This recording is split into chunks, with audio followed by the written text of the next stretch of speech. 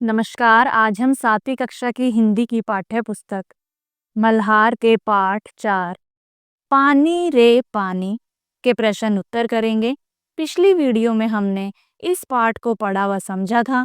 यदि किसी बच्चे ने वह वीडियो नहीं देखी है तो आप चैनल पर जाकर उस वीडियो को जरूर देख लें ताकि आप इस पाठ के सभी प्रश्न अच्छे से समझ पाएं। डियर स्टूडेंट्स, इस चैनल पर आपको सभी सब्जेक्ट्स के वीडियोस मिल जाएंगे। इसके लिए आप डिस्क्रिप्शन या प्लेलिस्ट चेक कर सकते हैं। तो आइए मैं आपको जल्दी से बता देती हूँ कि आप प्लेलिस्ट को कैसे चेक कर सकते हैं। सबसे पहले आपको यूट्यूब के सर्च बार में एजू मैग्नेट को टाइप करना है। जैसे ही आप एजू मैग्नेट को टाइप करेंगे तो आपके सामने इस तरह का पेज जो है वो खुल जाएगा। फिर आपको व्यू चैनल पर जाना है। जैसे ही आप व्यू चैनल पर जाएंगे तो आपके सामने इस तरह का पेज जो है वो खुल जाएगा, जिसमें आपको ये सभी ऑप्शंस जो हैं दिखाई देंगे। अगर आप वीडियोस पर जाते हैं तो चैनल पर जितनी भी वीडियोस हैं वो सभी आपके सामने खुल जाएंगी। आप जो वीडियो देखना चाहते हैं देख सकते हैं। और अगर आप प्लेलिस्ट में जाते हैं तो प्लेलिस्ट में आपको subject wise class wise videos जो हैं वो मिल जाएंगी। आप अपनी मनपसंद मनचाही वीडियो जो है देख सकते हैं, जो भी आप देखना चाहते हैं। इसके अलावा आप विजिट शॉप या स्टोर पर जाकर ऑनलाइन शॉपिंग भी कर सकते हैं। आपसे रिक्वेस्ट है, अगर आपने अभी तक इस चैनल को सब्सक्राइब नहीं किया है तो यहाँ पर सब्सक्राइब का बटन दिया गया है, आप इसे भी ज़रूर प्रेस कर लें ताकि चैनल पर आने वाली वीडियोस का अपडेट जो है वो आपको मिलता रहे। तो आइए अब आज का वीडियो शुरू करते हैं। आइए अब हम इस पाठ को थोड़ा और निकटता से समझते हैं। आगे दी गई गतिविधियां इस कार्य में आपकी सहायता करेंगी मेरी समझ से। निम्नलिखित प्रश्नों का सही उत्तर कौन सा है, उसके सामने तारा बनाइए। कुछ प्रश्नों के एक से अधिक उत्तर भी हो सकते हैं। तो पहला प्रश्न है, हमारा भूजल भंडार निम्नलिखित में से किससे समृद्ध होता है? 4 ऑप्शन दिए गए हैं। पहला, नल सूख जाने से। दूसरा, पानी बरसने से। तीसरा, तालाब और झीलों से। और चौथा, बाढ़ आने से। तो इन चारों ऑप्शन में से जो सही उत्तर है वो है तालाब और झीलों से। प्रश्न 2, निम्नलिखित में से कौन सी बात जल चक्र से संबंधित है? पहला, वर्षा जल का संग्रह करना। दूसरा, समुद्र से उठी भाप का बादल बनकर बरसना। तीसरा, नदियों का समुद्र में जाकर मिलना। चौथा, बरसात में चारों ओर पानी ही पानी दिखाई देना। तो इन चारों में से जो सही उत्तर है हमारा वो है समुद्र से उठी भाप का बादल बनकर बरसना। प्रश्न 3, इस बड़ी गलती की सजा अब हम सबको मिल रही है। यहाँ किस गलती की ओर संकेत किया गया है? पहला, जल चक्र की अवधारणा को न समझना। दूसरा, आवश्यकता से अधिक पानी का उपयोग करना। तीसरा, तालाबों को कचरे से पाट कर समाप्त करना। और चौथा, भूजल भंडारण के विषय में विचार न करना। तो इन चारों ऑप्शन में से जो सही उत्तर है हमारा तालाबों को कचरे से पाट कर समाप्त करना, जैसा कि हमने अपने पाठ में भी पढ़ा है। अब अपने मित्रों के साथ संवाद कीजिए और कारण बताइए कि आपने ये उत्तर ही क्यों चुने। तो पहले प्रश्न का उत्तर चुनने का कारण है हमारा कि जब बारिश होती है और पानी तालाबों व झीलों में जमा होता है तब यह धीरे धीरे जमीन के अंदर जाकर भूजल को समृद्ध करता है, जैसा कि हमने पाठ में भी पढ़ा था। तो इसलिए हमारा ये उत्तर जो है सही है कि तालाबों व झीलों से हमारा जो भूजल है वो समृद्ध होता है। फिर दूसरे प्रश्न का उत्तर चुनने का कारण है, जल चक्र बताता है कि कैसे पानी पृथ्वी की सतह से वाष्पित होता है, वायुमंडल में ऊपर उठता है, ठंडा होकर संघनित होकर बादलों में बारिश या बर्फ बन जाता है और फिर वर्षा के रूप में सतह पर गिरता है, यानी धरती पर गिरता है। और यही पानी नदियों के जरिए दोबारा समुद्र में चला जाता है और यही प्रक्रिया जल चक्र कहलाती है। ठीक है। फिर तीसरे प्रश्न का उत्तर चुनने का कारण है हमारा कि पाठ में बताया गया है कि हमने अपने पुराने जल स्रोतों जैसे तालाबों को खत्म कर दिया है, उन्हें पाट कर भरकर खत्म कर दिया है, जिससे अब गर्मियों में पानी की कमी और बरसात में बाढ़ की समस्या हो रही है। तो हमारा वो उत्तर सही है जिसमें हमने चुना कि तालाबों को पाट कर खत्म कर दिया जा रहा है। अगला प्रश्न, मिलकर करें मिलान। पाठ में से कुछ शब्द समूह या संदर्भ चुनकर स्तंभ 1 में दिए गए हैं और उनके अर्थ स्तंभ 2 में दिए गए हैं। अपने समूह में इन पर चर्चा कीजिए और रेखा खींचकर सही मिलान कीजिए। तो ये है स्तंभ 1 और ये स्तंभ 2। तो इनका मिलान हमें स्तंभ 1 का मिलान स्तंभ 2 से करना है, अर्थ को समझते हुए। तो पहला दिया गया है वर्षा जल संग्रहण। तो इसका मिलान हम किससे करेंगे? इससे। वर्षा के जल को प्राकृतिक तथा अथवा कृत्रिम रूप से मानवीय प्रयासों से धरती में संग्रह करना क्या कहलाता है? वर्षा जल संग्रहण। ठीक है। अगला देखते हैं जल संकट। जल संकट यानी कि जल की अत्यधिक कमी। ठीक है। फिर तीसरा है जल चक्र। समुद्र से उठी भाप का बादल बनकर पानी में बदलना और वर्षा के द्वारा पुनः समुद्र में मिल जाना क्या कहलाता है? जल चक्र। फिर चौथा है भूजल। भूजल क्या होता है? जमीन के नीचे छिपा जल भंडार। ठीक है। तो इस तरह से इनका मिलान हमें करना है। अगला प्रश्न, पंक्तियों पर चर्चा। इस पाठ में से चुनकर कुछ पंक्तियां नीचे दी गई हैं, इन्हें ध्यान से पढ़िए और अपने सहपाठियों से चर्चा कीजिए। तो पहली पंक्ति है पानी आता भी है तो बेवक्त। दूसरी पंक्ति देश के कई हिस्सों में तो अकाल जैसी हालात बन जाते हैं, अकाल जैसे हालात बन जाते हैं। तीसरी पंक्ति कुछ दिनों के लिए सब कुछ थम जाता है। और चौथी पंक्ति है अकाल और बाढ़ एक ही सिक्के के दो पहलू हैं। तो अब आइए एक एक करके इन पंक्तियों का अर्थ समझते हैं। तो पहली पंक्ति हमें दी गई है पानी आता भी है तो बेवक्त। तो इसका क्या अर्थ हमें समझ में आया? यह पंक्ति नलों से अनियमित जल आपूर्ति की समस्या को दिखाती है। कई बार पानी जो है तय समय पर नहीं आता, जिससे लोगों को देर रात या सुबह जल्दी उठकर पानी भरना पड़ता है और इससे दिनचर्या प्रभावित होती है और कामकाज में दिक्कत आती है कि पानी जो है समय पर नहीं आता नल में, जिसकी वजह से लोगों को परेशानी होती है, उनका जो रूटीन है वो भी खराब होता है और उन्हें काम करने में भी परेशानी होती है। फिर अगली पंक्ति थी देश के कई हिस्सों में तो अकाल जैसे हालात बन जाते हैं। तो इसका क्या अर्थ है? यह वाक्य सूखे और पानी की कमी की ओर इशारा करता है। कई क्षेत्रों में वर्षा ना होने या जल स्रोतों के सूख जाने से खेती नहीं हो पाती, पीने का पानी भी नहीं मिलता और लोगों को पलायन तक करना पड़ता है। यानी पलायन का यहाँ पर क्या अर्थ है कि उन्हें अपने देश अपने शहर को छोड़कर दूसरी जगह जाना पड़ता है पानी की कमी के कारण। अगली पंक्तियां कुछ दिनों के लिए सब कुछ थम जाता है। यह बाढ़ की स्थिति को दर्शाती है जब चारों ओर पानी भर जाने से जनजीवन ठप हो जाता है, स्कूल सड़क दफ्तर सब कुछ बंद हो जाता है और लोग घरों में कैद हो जाते हैं। अगली पंक्तियां अकाल और बाढ़ एक ही सिक्के के दो पहलू हैं। यह कथन जल समस्या की विरोधाभासी यानी विपरीत स्थिति को समझाता है। दोनों स्थितियां कैसी हैं? अकाल और बाढ़ एक दूसरे के बिल्कुल विपरीत। कभी पानी की बहुत अधिकता यानी बाढ़, तो कभी बहुत कमी यानी कि अकाल। दोनों ही स्थिति मानव जीवन को कठिन बना देती हैं। दोनों स्थितियों में मनुष्यों को परेशानी का सामना करना पड़ता है और इसका मुख्य कारण जल प्रबंधन की विफलता है। अगला प्रश्न सोच विचार के लिए।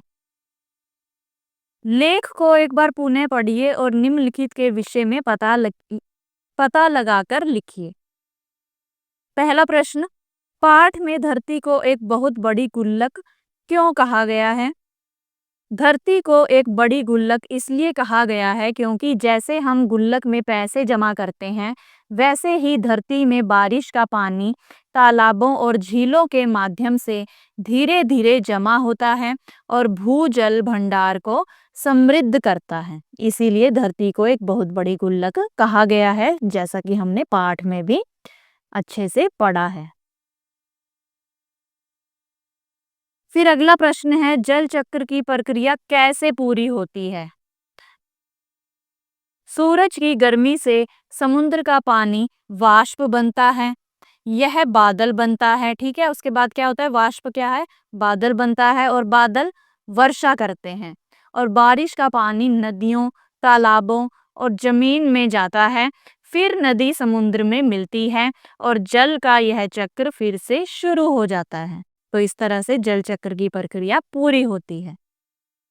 प्रश्न 3, यदि सारी नदियां, झीलें और तालाब सूख जाएं तो क्या होगा? भूजल का स्तर गिर जाएगा, यानी पानी की जो कमी है वो हो जाएगी। लोगों को पीने और खेती के लिए पानी नहीं मिलेगा। अकाल और सूखा जैसे हालात बन जाएंगे। अगला प्रश्न, पाठ में पानी को रुपयों से भी कई गुना मूल्यवान क्यों बताया गया है? तो उत्तर है, पानी जीवन के लिए आवश्यक है, इसके बिना कोई जीवित नहीं रह सकता, जबकि पैसे के बिना फिर भी जीवन चल सकता है। इसलिए पानी सबसे कीमती संपत्ति है। इसीलिए पाठ में भी पानी को रुपयों से भी कई गुना मूल्यवान, कीमती बताया गया है कि हम पैसे के बिना तो कुछ समय के लिए रह सकते हैं, लेकिन पानी के बिना हम एक दिन, एक पल भी नहीं रह सकते। इसलिए पानी जो है सबसे कीमती संपत्ति है। अगला प्रश्न, शीर्षक। इस पाठ का शीर्षक पानी रे पानी दिया गया है। पाठ का यह नाम क्यों दिया गया होगा? अपने सहपाठियों के साथ चर्चा करके लिखिए। अपने उत्तर का कारण भी लिखिए। इस पाठ का नाम पानी रे पानी इसलिए दिया गया है क्योंकि यह पाठ पानी की महत्ता, उसकी कमी और उसके संरक्षण की आवश्यकता को समझाता है। इसमें बताया गया है कि किस तरह से पानी जीवन के लिए जरूरी है और अगर हम इसका दुरुपयोग करते रहेंगे, यानी कि पानी को अगर हम वेस्ट करते रहेंगे, तो भविष्य में हमें इसकी भारी कमी झेलनी पड़ सकती है। और यह शीर्षक पानी को बचाने की जरूरत पर ध्यान दिलाता है कि हमें पानी को बचाना चाहिए, ना कि उसका दुरुपयोग, उसको वेस्ट नहीं करना चाहिए। फिर अगला प्रश्न है, आप इस पाठ को क्या नाम देना चाहेंगे? इसका कारण लिखिए। तो उत्तर है, मैं इस पाठ को बूंद बूंद की कीमत नाम देना चाहूँगा। कारण, यह नाम पानी की हर बूंद की अहमियत को दर्शाता है। यह पाठ हमें यह सिखाता है कि हमें पानी की एक एक बूंद को बचाकर रखना चाहिए, क्योंकि यही बूंदें मिलकर हमारे जीवन की नींव बनाती हैं। यह नाम पाठ के संदेश को और भी प्रभावी ढंग से प्रकट करता है। अगला प्रश्न, शब्दों की बात।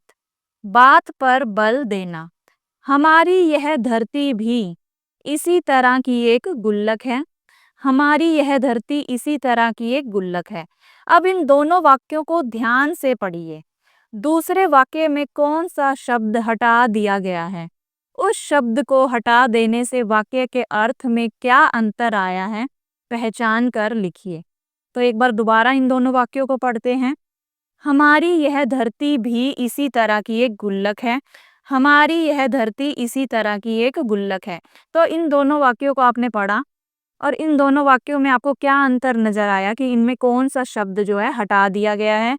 तो इनमें जो है, पहले वाक्य में भी शब्द दिया गया है और दूसरे वाक्य में भी शब्द को हटा दिया गया है। और अब हमें बताना है कि इस शब्द को हटा देने से वाक्य के अर्थ में क्या अंतर आया है। दूसरे वाक्य में भी शब्द हटा दिया गया है, जैसा कि हमने अभी पढ़ा। पहले वाक्य में भी शब्द धरती के अन्य चीजों से तुलना करने का संकेत देता है।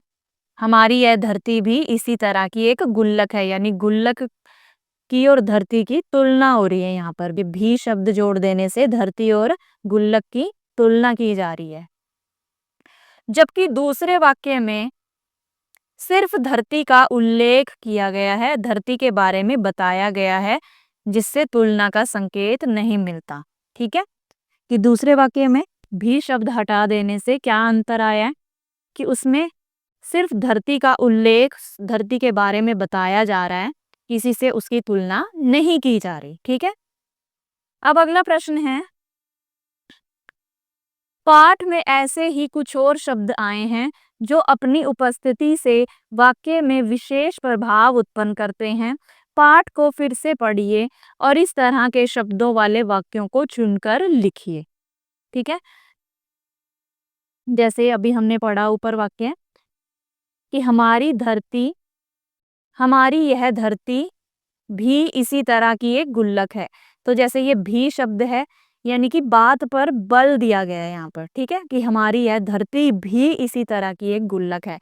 तो अब हमें पाठ में और भी वाक्य हैं ऐसे, तो उन्हें हमें यहाँ पर लिखना है इस प्रश्न के उत्तर में। इस प्रकार के शब्द वाक्य में प्रभाव उत्पन्न करते हैं। जैसे पानी आता भी है तो बेवक्त, कि पानी आता भी है तो बेवक्त। शहरों में तो अब कई चीजों की तरह पानी भी बिकने लगा है, कि और चीजें तो बिक ही रही थी, अब पानी भी बिकने लगा है। लो सब तरफ पानी ही बहने लगता है, कि बरसात के मौसम में क्या होता है, सब तरफ चारों ओर पानी ही बहने लगता है, यानी बात पर बल दिया जा रहा है कि पानी ही बहने लगता है। अकाल और बाढ़ एक ही सिक्के के दो पहलू हैं। ठीक है, अब अगला प्रश्न, समानार्थी शब्द। नीचे दिए गए वाक्यों में रेखांकित शब्दों के स्थान पर समान अर्थ देने वाले उपयुक्त शब्द लिखिए। इस कार्य के लिए आप बादलों में से शब्द चुन सकते हैं। जो ये बादल दिया गया है, ठीक है, इसमें ये जो शब्द दिए गए हैं इन्हें हम चुन सकते हैं जो इन शब्दों का समान अर्थ देते हैं। ठीक है, तो पहला वाक्य है, सूरज की किरणें पड़ते ही फूल खिल उठे। तो रेखांकित शब्द कौन सा है यहाँ पर, सूरज। तो सूरज को क्या क्या कहा जाता है, सूरज को सूर्य, भास्कर, दिवाकर, दिनकर। ठीक है, तो ये हो गए सूरज के नाम। फिर अगला वाक्य, समुद्र का पानी भाप बनकर ऊपर जाता है। तो भाप, अब हमें भाप के समानार्थी शब्द बताने हैं। तो भाप का समानार्थी शब्द क्या हुआ, वाष्प। ठीक है, फिर अगला वाक्य, अचानक बादल गरजने लगे। तो बादल के अब हमें बताने हैं समानार्थी शब्द। तो बादल के समानार्थी कौन कौन से हैं, बादल के हो गया मेघ, वारिद, जलद, नीरद। ठीक है, फिर अगला वाक्य है, जल चक्र में हवा की भी बहुत बड़ी भूमिका है। तो हवा के हमें बताने हैं समानार्थी शब्द, हो गए पवन हो गया, वायु हो गया, समीर हो गया। ठीक है, तो देखिए सूरज के कौन से हो गए, सूर्य, भास्कर, दिवाकर, दिनकर। भाप का वाष्प, बादल के मेघ, जलद, नीरद, वारिद। हवा का पवन, वायु, समीर। अब अगला प्रश्न, उपसर्ग। देश के कई हिस्सों में तो अकाल जैसे हालात बन जाते हैं। उपर्युक्त वाक्य में रेखांकित शब्द में अ ने काल शब्द में जुड़कर एक नया अर्थ दिया है। काल का अर्थ है समय, मृत्यु। ठीक है, यानी काल जो शब्द है उसमें अ जुड़ गया है। ठीक है, काल का अर्थ क्या है, समय, मृत्यु, और जबकि अकाल का अर्थ है कुसमय या सूखा। कुछ शब्दांश किसी शब्द के आरंभ में जुड़कर उसके अर्थ में परिवर्तन कर देते हैं। या कोई विशेषता उत्पन्न कर देते हैं और इस प्रकार नए शब्दों का निर्माण करते हैं। इस तरह के शब्दांश जो हैं वो उपसर्ग कहलाते हैं। तो ये तो काल तो हो गया शब्द और हो गया शब्दांश, ठीक है। और वाक्य जो किसी शब्द के शुरू में लगते हैं, आरंभ में लगते हैं, वो होता है उपसर्ग, यानी क्या है, उपसर्ग है, ठीक है। दोबारा देखिए, कुछ शब्दांश किसी शब्द के आरंभ में जुड़कर उसके अर्थ में परिवर्तन कर देते हैं या कोई विशेषता उत्पन्न कर देते हैं और इस प्रकार नए शब्दों का निर्माण करते हैं। इस तरह के शब्दांश जो हैं वो उपसर्ग कहलाते हैं, ठीक है। जैसे काल में उपसर्ग जुड़ने से क्या बना, अकाल। आइए कुछ और उपसर्गों की पहचान करते हैं। जैसे ये हमें शब्द दिया गया है देश, ठीक है। देश में अगर हम उपसर्ग जोड़ दें तो क्या बनेगा, प्रदेश। देश में अगर उपसर्ग जोड़ दिया जाए तो क्या बनेगा, विदेश।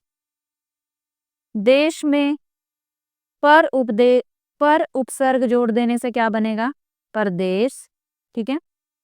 और देश में स्व उपसर्ग जोड़ देने से क्या बनेगा, स्वदेश, ठीक है।